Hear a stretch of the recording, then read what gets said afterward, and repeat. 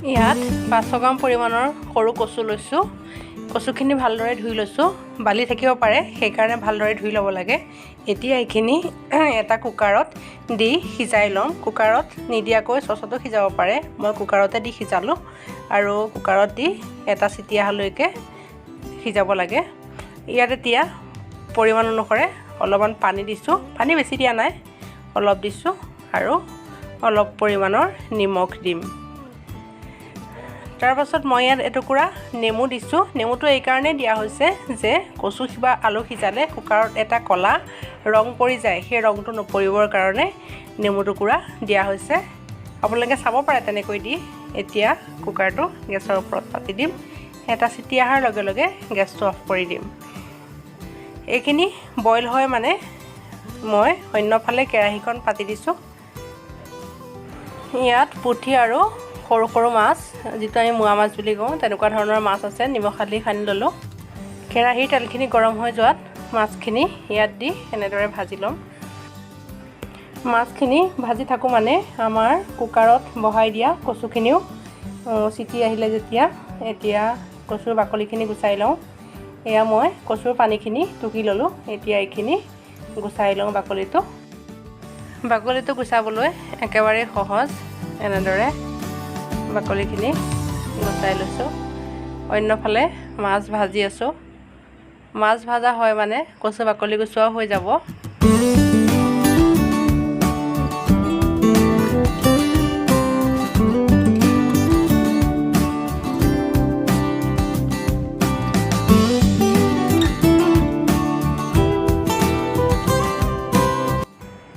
এয়া কচুখিনি গুচাই লোৱা হৈ গ'ল। এতিয়া কচুৰ লগত দি বনাবৰ কাৰণে 2টা মিডিয়াম চাইজৰ পিঁয়াজ কাটি লৈছোঁ, 2টা মিডিয়াম চাইজৰ বিলাহী, 4-5টা পকা কেঁচা জলকীয়া এনেদৰে কাটি লৈছোঁ। মাছখিনিও ভাজা প্ৰায় হৈ গৈছেহি, গতিকে এতিয়া আমি ৰেচিপিটো আৰম্ভ কৰোঁ ন। এয়া মাছখিনি ভজা হৈ গ'ল। এতিয়া মাছ ভজা তেলখিনিতে মই কাটি ৰখা পিঁয়াজ জলকীয়া দি অলপ ৰঙচুৱা হোৱালৈকে ভাজি ল'ম। বেছি সময় নাভাজোঁ, 2 মিনিটমান ভাজি ল'ম। গেছটো মিডিয়াম ফ্লেমত ৰাখিছোঁ, হাই ফ্লেমত ৰখা নাই। এনেকুৱা কালাৰ চেঞ্জ হোৱাৰ লগে লগে কাটি ৰখা বিলাহীখিনি ইয়াত দি দিম।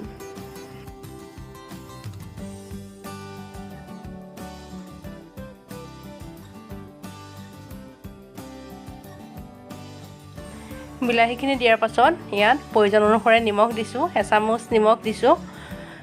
নিমখ দিয়াৰ পাছত মই এইখিনি অলপ সময়ৰ কাৰণে ঢাকি দিম। ঢাকন লগাই দিলে বিলাহীখিনি সোনকালে সিজি যাব। গেছটো মিডিয়াম ফ্লেমত ৰাখি 2-3 মিনিটৰ কাৰণে এনেকৈ ঢাকনখন লগাই দিলোঁ। 3 মিনিটমানৰ পাছত এয়া দেখিছেনে, বিলাহীখিনি খুব সহজতে গলি গ'ল। এতিয়া ইয়াত প্ৰয়োজন অনুসাৰে অলপমান হালধি দিম আৰু অলপ পৰিমাণৰ জলকীয়াৰ গুড়া ব্যৱহাৰ কৰিছোঁ মই। জলকীয়া গুড়া সেইটো কাৰণে দিছোঁ, কেঁচা জলকীয়াত জ্বলাও বেছি নাথাকে আৰু কালাৰটো ভাল হ'ব। জলকীয়া গুড়া দিব নিবিচাৰিলে আপোনালোকে নিদিবও পাৰে।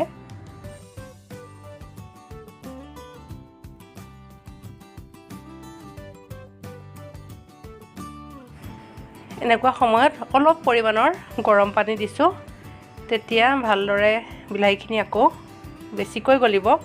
বিলাহীখিনি যিমান গলি যায় সিমানেই চব্জিৰ কালাৰখন ভাল হয়।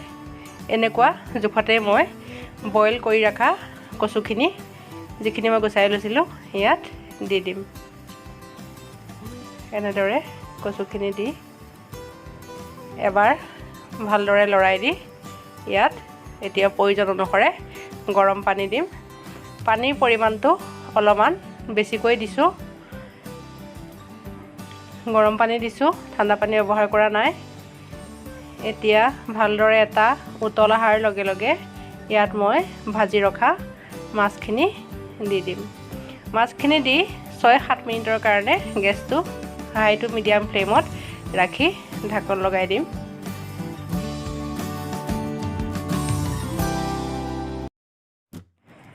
ছয় 7 মিনিটৰ পাছত এয়া দেখিছেনে, আমাৰ বনোৱা কচু আৰু মাছৰ তৰকাৰী ৰেডি হৈ গ'ল।